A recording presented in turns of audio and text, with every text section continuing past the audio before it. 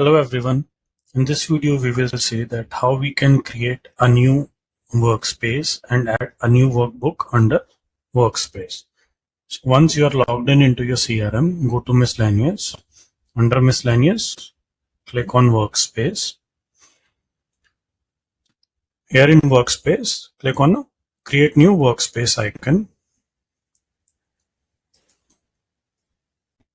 Enter the name of a workspace you want to create. Save it. Now once a workspace has been created, click on it.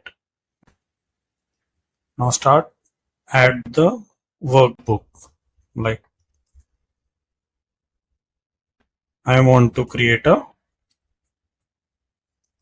workbook for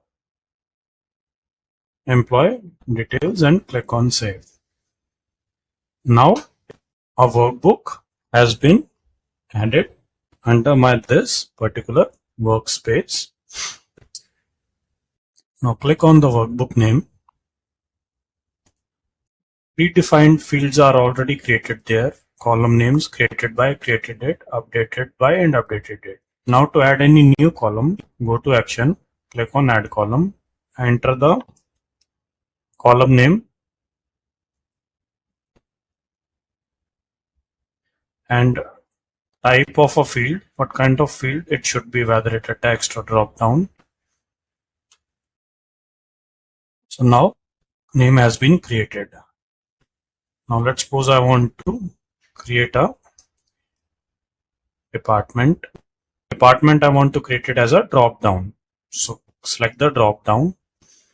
Here start entering the department names, sales, IT. Click on plus icon to add new field, admin, and click on then operations and create a column.